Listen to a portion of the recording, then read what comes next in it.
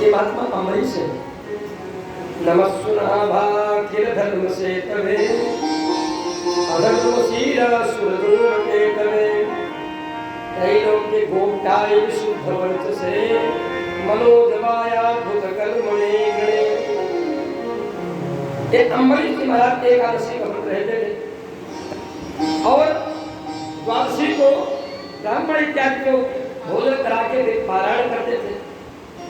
एक दिन का ऐसा समय आया कि द्वादशी का दिन अम्बरीश की पारायण करने की स्थिति में जब तब तक दुर्वासा ऋषि आ गए और दुर्वासा के साथ में हजारों हजार महात्मा रहते थे।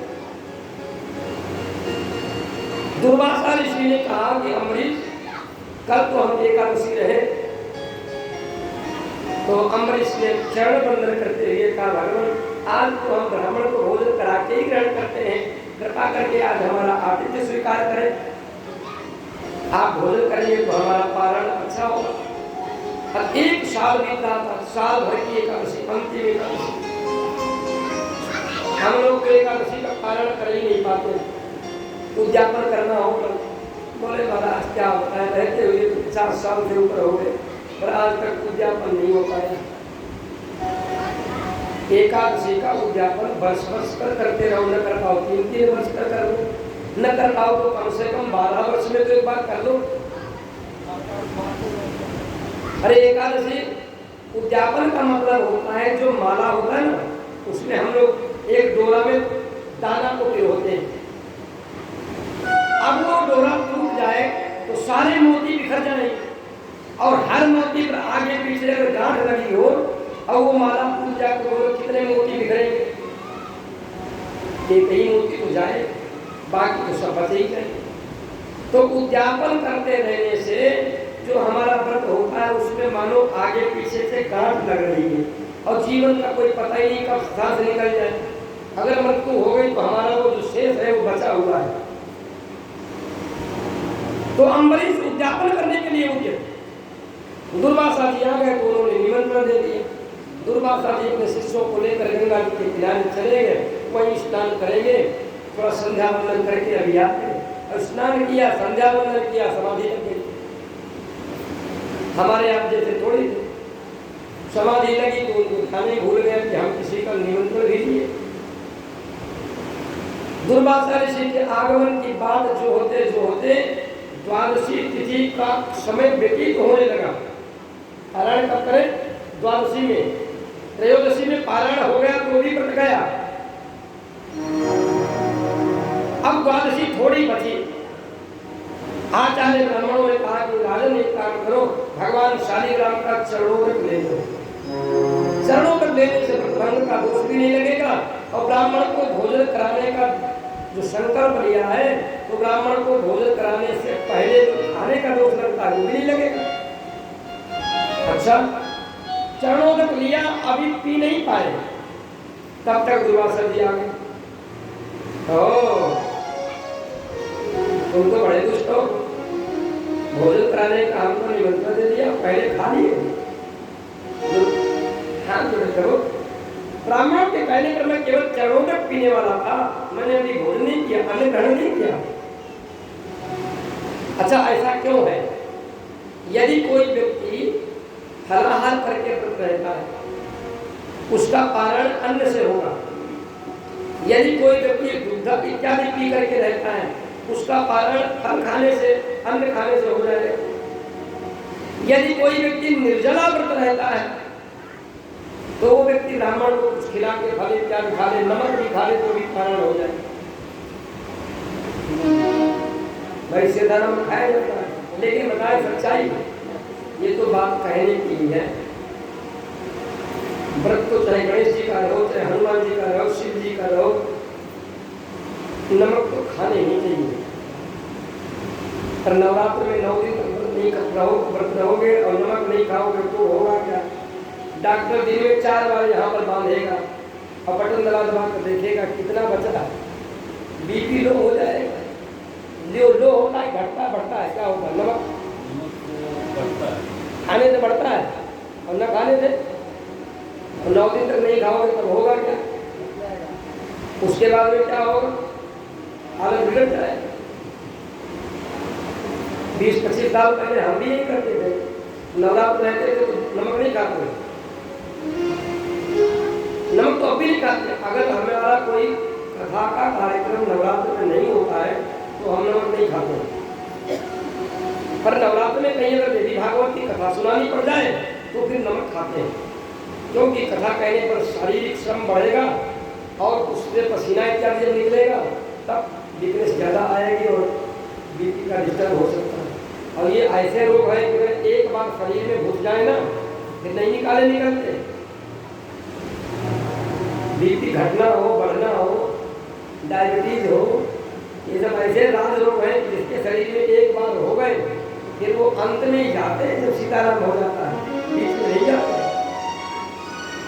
और जाए भी कैसे? डॉक्टर लोगों ने आदत बना ली। मैंने आज तक कभी बीपी नहीं चेक कराया। सारे लोगों की जो है टेंशन, और जैसे तुम्हारे दिमाग में टेंशन बनी समझ लो तुमको वो रोग हो नहीं होना। लोगों को देखता हूँ जरा 2-4 बार बाथरूम गए तुरंत डायबिटीज चेक कराते हैं। कहीं ऐसा तो नहीं 4-5 बार बाथरूम तो हो गई, कहीं डायबिटीज तो नहीं हो गई। मैंने अनुभव किया शर्करा की वृद्धि शरीर में क्यों होती है। सारे रोगों का मूल जो है पानी की कमी। आप यदि अपने शरीर को पानी की पूर्ति देते रहेंगे तो आपको डायबिटीज हो ही नहीं सकती। यदि आपको डायबिटीज हो भी गई है तो आप पानी की मात्रा बढ़ा दीजिए। बाथरूम जितने बार होते लो आपके शरीर से डायबिटीज निकलती रहेगी। लेकिन वो दवा खिलाते हैं, ये खाओ इससे ठीक हो जाओ, मेंटेन रखो। अमृत यहाँ चल के तबो हमने अभी कुछ खाया पिया नहीं है।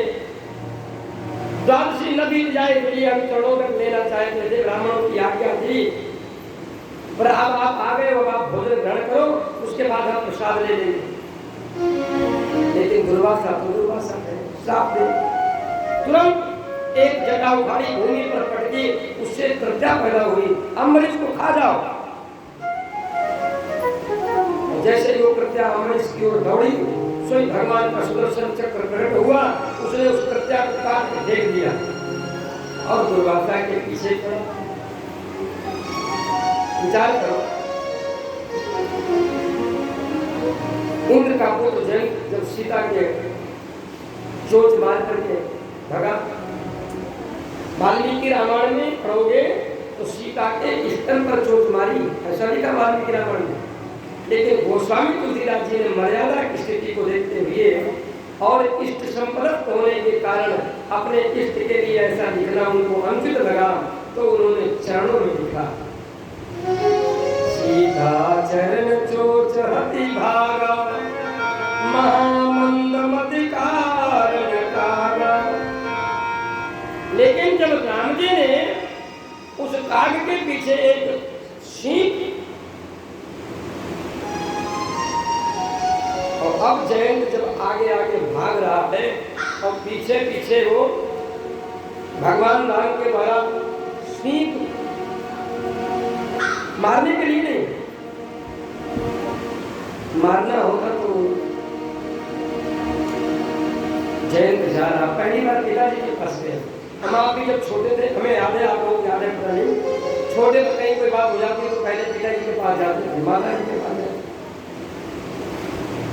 ईमानदारी की स्थिति, माता पिता के अलावा कहाँ जाएंगे।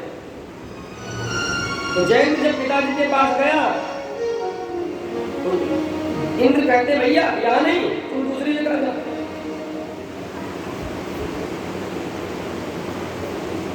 स्थिति ये हो गई, काहू राखन कहा न कोई, राखी को सकहि राम कर दो। जयंत को किसी ने अपने यहाँ शरण नहीं दी, और जब किसी ने शरण नहीं दी तब फिर कौन शरण लेता है। नारद देख्यो विकल जयंत, लागी दया कोमल चित संता, पठवा तुरंत राम पैताई। जाओ उन्हीं की शरण में जाओ, वो तुम्हें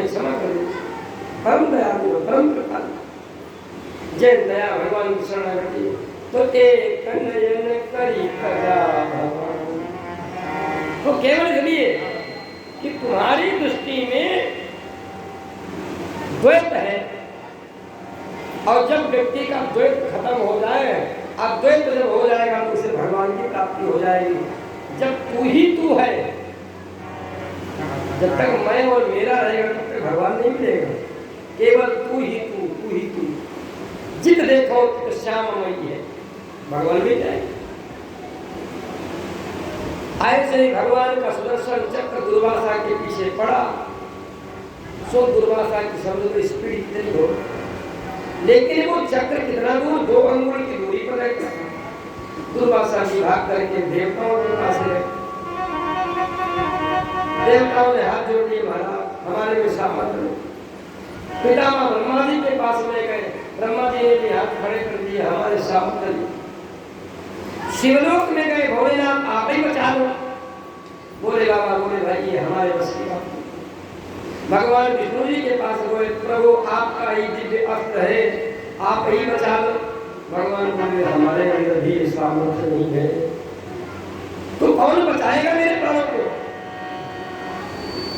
भगवान कहते हमें कोई गाली दे दे तो कोई बात नहीं, पर जो अपराध दास कर करई,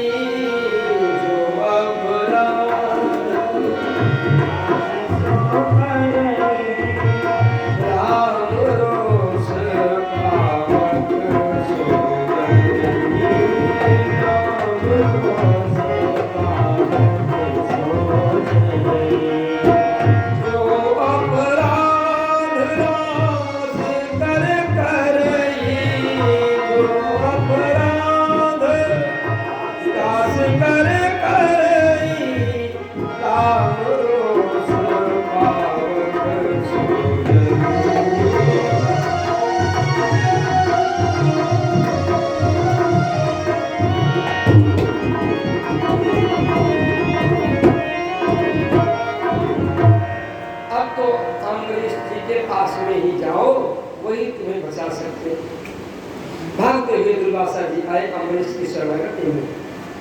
जैसे चरणों की ओर झुके, अम्बरीश जी ने पकड़ लिया। अच्छा, इतने समय में 1 वर्ष बीत गया। आजकल का कोई होता कहते जाने अपने कर्म का फल भोग रहा, हमें क्या, खाओ पियो मस्त रहो। पर अम्बरीश जी 1 वर्ष तक वैसे ही खड़े रहे, न कुछ भोजन किया न पानी किया, शरीर एकदम सुगाप्त हो गए।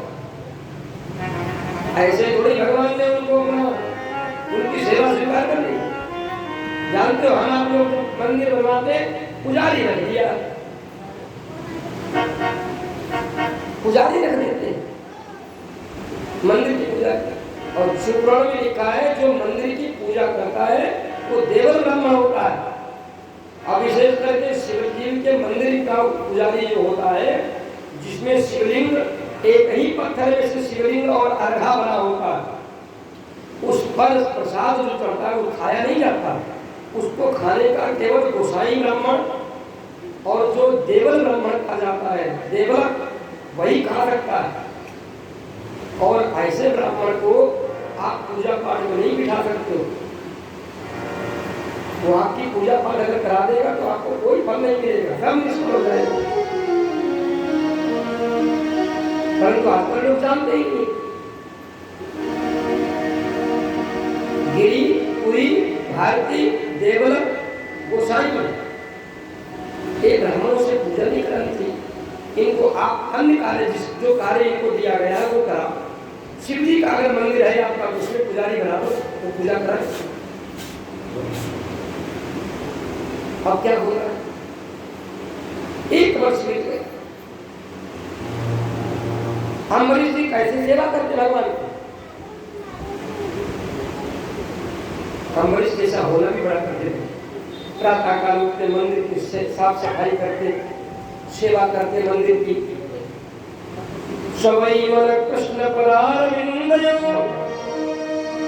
बचांसि वैकुंठ गुणानुवर्णने कलौ हरेर मंदिर मार्जनादिषु श्रुतिं चकाराच्युत सत्पथोदये। अपने हाथों से मंदिर को साफ करते, मन से भगवान का स्मरण करते, वाणी से भगवान का गुणानुवाद करते, शरीर से, हाथों से, पैरों से ठाकुर जी की सेवा में लगाए पूरा अंग, 10 इंद्रियां भगवत शरणागति में लगी हुई है और समय मिल जाता बसता भगवान की कथा सुना करते, एक समय भोजन करते थे, पूरा दिन बीते ऐसे दिन बीता। आजकल तो लड़ाई झगड़ा में समय बीतता है। जैसे दुर्वासा जी की भगवान का हाथ जोड़ा है, प्रभु मैंने जीवन में जो पुण्य किया हो उस पुण्य के प्रभाव से महात्मा दुर्वासा के प्राणों की रक्षा हो। और जैसे ही अम्बरीश जी ने कहा वैसे सुदर्शन चक्र शांत हो गए। तब अम्बरीश जी के मुख से निकल गया। दुर्वासा जी कहते हैं धन्य है साधु सुप्रहितम तेज प्रहतुम कुरुते निशम। अम्बरीश जी के कहते ही सुदर्शन चक्र शांत हुआ। हाथ जोड़कर विनय की, नमः सुनावा फिर धर्म से तवे धूम के तवे त्रैलोक्य गोपाय शुद्ध वर्ग से मनोजवाया अद्भुत कर्मणे गणे। तब दुर्वासा जी कहते हैं आज हमने भगवान विष्णु जी के जो भक्त हैं उनका सुंदर ये जो है प्रभाव देखा। धन्य भगवान नारायण, आपके भक्तों में भी कितनी सामर्थ्य है। जिसको मैं मारने के लिए उद्यत हुआ उसने अपने जीवन का संपूर्ण पुण्य क्षय कर दिया मुझे बचाने के लिए। ये सुखदेव जी कहते राजन परिचित ऐसे परम भागवत भक्त अम्बरीश जी के चरित्र का वर्णन हुआ। और राजन वैवस्वत मनु के पुत्र जिनका मैं वर्णन कर चुका हूँ, प्रसिद्ध और कवि विरक्त ने आगे कंस दृष्टि 5 के वंश का वर्णन हो गया, सयाति के वंश का वर्णन हो गया, नवक के वंश का वर्णन हुआ। अब हम कहते हैं इक्ष्वाकु के एक समय इक्ष्वाकु के गर्भाधान के समय मनु को छींक आ गई थी या पुत्र प्राण से उत्पन्न हुआ थी, इसके नाम इक्ष्वाकु। जिनमें विकुक्षी नीमि दंडक के 3 जो है ज्येष्ठ थे, 25 बालक आर्यावर्त के पूर्व भाग के, 25 पश्चिम भाग के, 3 मध्य के और 47 पुत्र जो है दक्षिण उत्तर प्रांत के राजा हुए। एक दिन अष्टका प्रांत में इक्ष्वाकु ने अपने पुत्र विकुक्षी को कहा कि तुम जाओ मांस ले आओ खरगोश का, सस का मांस। अब वो मांस लेने के लिए गए, उधर से मांस लेके आ रहे थे, भूख लगी तो श्राद्ध के लिए मांस अलग रख दिया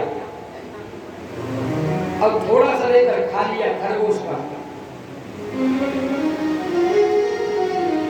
लाभ खा रहे थे कौन,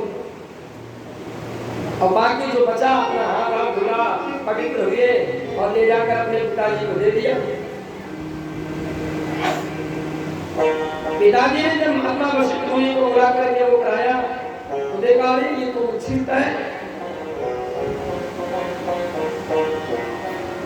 तो उन्होंने श्राप दे दिया, घर से निकाल दिया। इसीलिए उनका एक नाम ससाद पड़ा। देवासुर संग्राम में देवताओं की रक्षा करने के लिए महात्मा ससाद देवलोक गए, असुरों के साथ युद्ध किया और देवराज इंद्र को बैल बनाया। उनकी पीठ पर बैठ करके महाराज ससाद ने युद्ध किया था। इनका एक नाम पुरंजय, इंद्रवाह और ककुश भी रखा गया। ऐसे प्रतापी राजा थे। पुरंजय के पुत्र अनेना, जिनकी वंश परंपरा में युवराज राजा पैदा हुए, जिनकी 100 रानियां थी, पर संतान सुख प्राप्त नहीं हुआ। पुत्र यज्ञ करवाया तो यज्ञशाला में रानी के बालक उत्पन्न हो, इसलिए उन समस्त मंत्रों से अभिमंत्रित करके जो जल रखा था एक कलश में, और रात्रि में राजा को प्यास लगी, राजा युवराज को। तो राजा ने जब रात्रि में कलश उठाया और कलश उठा के वो पानी पी गए, और उस कलश में पानी कैसा था, मंत्रपूत, उन समन मंत्र से अभिमंत्रित करके जल रखा गया था कि रानी को दिया जाएगा जिससे उसको संतान हो, और राजा पी गए। समझे? राजा पी। इसीलिए मैंने कहा कि गुरु पर छान के पानी पियो। अगर राजा युवराज से जानकर पानी पिया होता तो इनका पेट फाड़ के बच्चा पैदा नहीं होता। ठीक है। प्रातः काल ब्राह्मणों ने पूछा, गुरुदेव ने पूछा, भैया इसका जल कहाँ गया? तो राजा बड़े प्रेम से कहते हैं कि गुरुदेव रात्रि हमें प्यास लगी तो हम ही पी लिया। तो राजा से भगवान वशिष्ठ जी कहते हैं, अच्छा तुम तो कहते थे हमारी रानी के कोई बच्चा नहीं होगा, तुम्हारे भी होगा। राजा का पेट फाड़कर उस बच्चे को पैदा किया गया। अब वो रोने लगा, भाई दूध कौन पिया है? तो कंधा सति कुमारोयम स्तन्यम रोरूयते वृषम मांधाता वस्य मारोदी इतिंद्रो देशिनी मदा। यही माता महात्मा मांधाता हुई। देवराज ने अपनी तर्जनी उंगली उस बालक के मुख में रख दी। वो अमृतशाली उंगली से जो रस निकलता रहा उसी को पीकर के बालक जीवित रहा। उसी का नाम पड़ा मांधाता। मांधाता की परंपरा हुई। इसमें इनकी 50 कन्याएं थी। उदयाचल से लेकर अस्ताचल तक इनका साम्राज्य था। इन्होंने बहुत बड़े बड़े दुष्ट अत्याचारी अनाचारी राजाओं का मान मर्दन करते हुए अपने साम्राज्य की रक्षा की। बहुत यमन राजाओं को भी परास्त किया, राज्य सुरक्षित रखा। 50 बेटी विवाह के योग्य जब हुई तो स्वयंवर कराया और स्वयंवर में इन्होंने बड़े बड़े राजाओं को निमंत्रित किया। राजा शशिबिंदु की कन्या बिंदुवती से इनका विवाह हुआ था। 50 कन्या।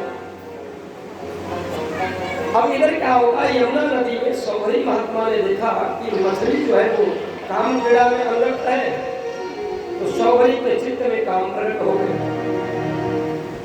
हमारा भी विवाह होता तो हमारे भी बच्चे होते, हमारा भी पत्नी होती, घर परिवार होता। अब महात्मा सौभरी ने देखा कि इस समय कौन अपनी बेटी का विवाह कर रहा था, वही चला जा। तो सौभरी महात्मा राजा मानधाता के यहाँ पहुंच गए। क्यों? मानधाता के यहाँ स्वयंवर की डुबकी पीटी थी। बड़े बड़े राजा जिसको देखो रथ पे बैठे, कहाँ जा रहे हो? बोले हम मानधाता के यहाँ जा रहे। सौभरी भी वहाँ पीछे पीछे चले। ये तो दिव्य ऋषि है, इन्होंने अपने योग बल से सामर्थ्य से सबसे पहले आ गए। राजा मानधाता ने स्वागत सत्कार किया। भगवान आपके आगमन का क्या प्रयोग, क्या सेवा करें? सौभरी बोले, राजन अब हमारी एक ही इच्छा है, वृद्धावस्था में तुम हमें अपनी एक बेटी कन्या दान कर दो।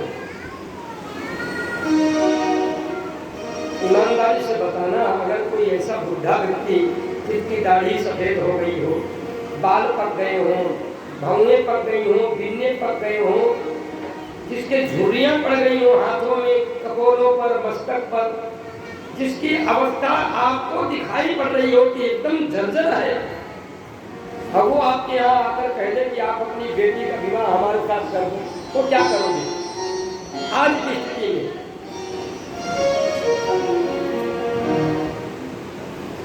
तुलसी ब्याह व्याधि है सकहुत जाहु बराई, ये पायन बेड़ी डाली है ढोल बजाए बजाए। लोहदारू यही पास है।